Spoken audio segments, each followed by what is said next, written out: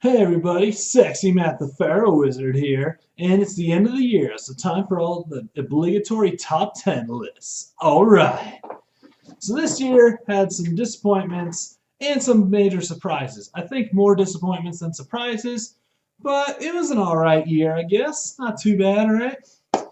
So I was able to cobble together a top 10 list, and remember, this is all opinion based, but I'm sexy, so I get +5 opinion. I just rolled that. Oh yeah. So here we go. Number 10, The Visit. So one of the big surprises of the year is The Visit. Shyamalan returned to the form that he had in one, maybe two good movies, and giving us the third good Shyamalan movie. I might be a little biased on this one just because I really enjoy found footage movies. But this one, really kept you guessing what was going on, if there was something supernatural going on, or what was happening exactly.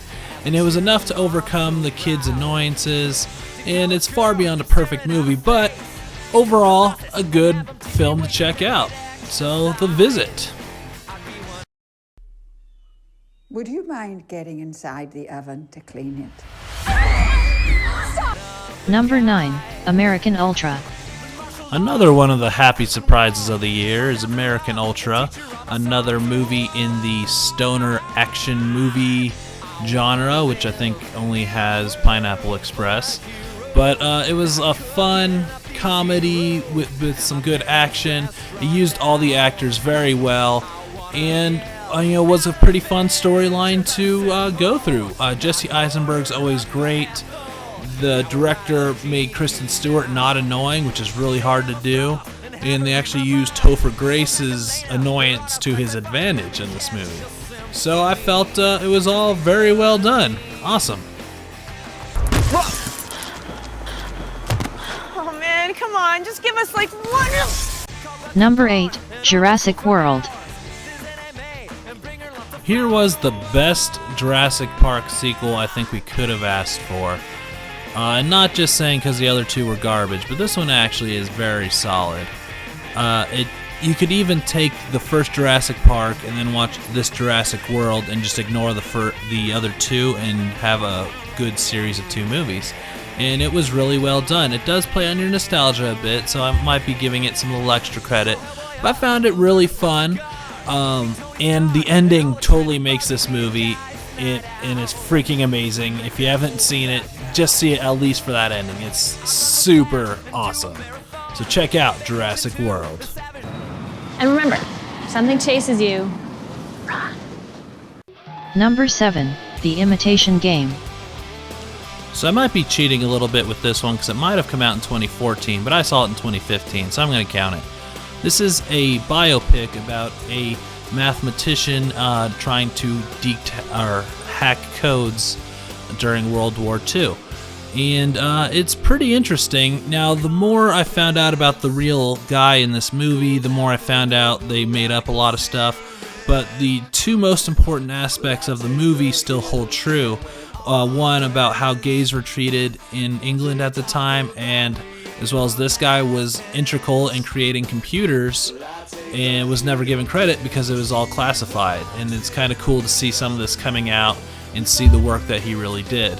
And Benedict Cumberbatch is just amazing in this movie. It's a really solid, awesome drama. Probably my favorite drama of the year. Everyone thinks Enigma is unbreakable. Let me try, and we'll know for sure. Number 6, Avengers Age of Ultron. So this movie didn't live up to my expectations, but on subsequent watches where I've actually had, proper expectations for it, it is a really good movie and a very good installation in the MCU. It didn't quite have the impact of the first Avengers, but you really see the development of all the characters over Phase 2, and it fits really well. And I like the inclusion of some of the more side Avengers like War Machine and Falcon, and really seeing this universe coming together and where it's marching to. So even though it's not the best movie, it was still really fun to watch, and you know, who doesn't love the Hulkbuster scene?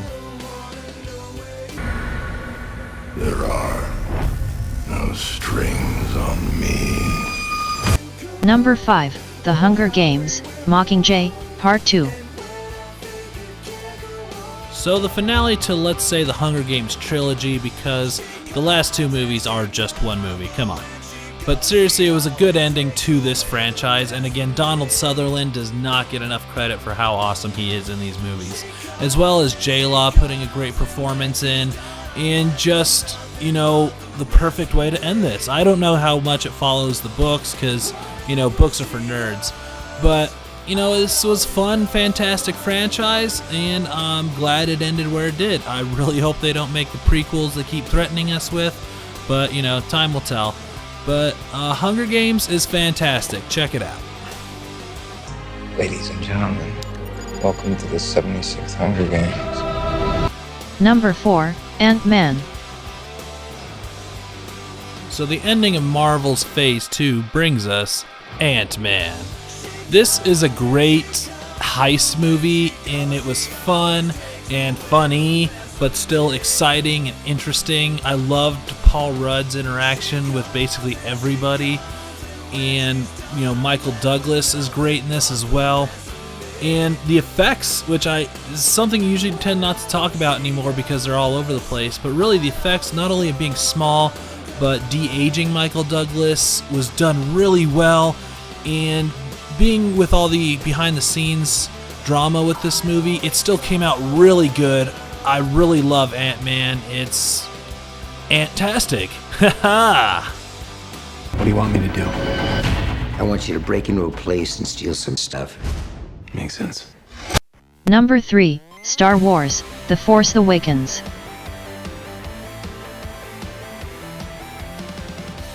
I might still be coming off the high of this movie considering it's still very recent, but I don't think so. I think this is a fantastic movie no matter how you put it. It really is a great way to introduce the franchise again and rebuild confidence after, you know, some failings with the prequel trilogy, and to be honest with me, for the cartoons. It's great. It deals with everything within Star Wars, but in a familiar way, but in a new way at the same time, just like J.J. Abrams is so great at doing. Like, I can go on forever with this movie, but, you know, everyone's seen it, and if you haven't seen it, then what's wrong with you? Go see Star Wars: The Force Awakens. It's true. All of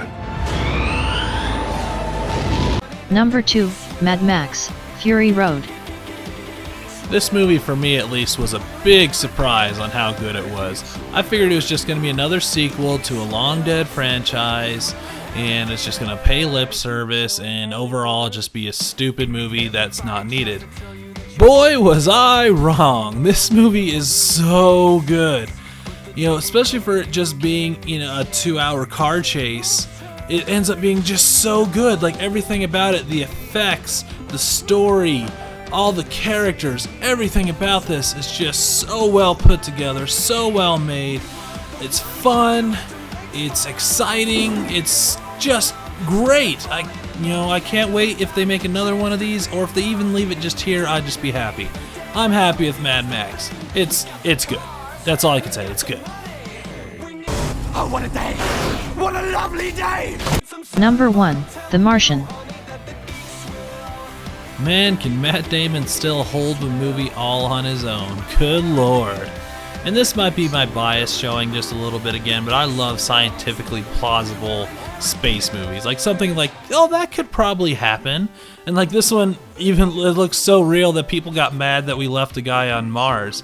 Like, how awesome is that? I mean, it's also stupid people, but I mean, this be so realistic looking that like people are like, we left a guy on Mars, holy crap. And just everything about this is so well done. They don't shoehorn in like any villain, like, oh, it's more profitable if we leave him there or whatever. Like, everyone wants to bring him back, everyone puts their work in, and it's just a survival movie, but such a great survival movie where it's something that Like, he can't get help right away for any reason. Like, the 4 years it's going to take to get someone to him. And it's just so good, and it delves into, like, his mental state a lot. It's, I could just go forever on this movie. It's so good. I love it. And yes, it's my #1 pick for 2015. So, I'm going to have to science the shit out of this. So that was my top 10 list for 2015. Oh yeah! What were your favorite movies this year, and what movies did you hate? I would say if I were to do the worst movie of the year that I saw in theaters was Fantastic Four. Just terrible. So join me next year. Thanks for everyone for watching my videos all year. I hope you continue watching them next year. And until next time, hold on to your hold slot.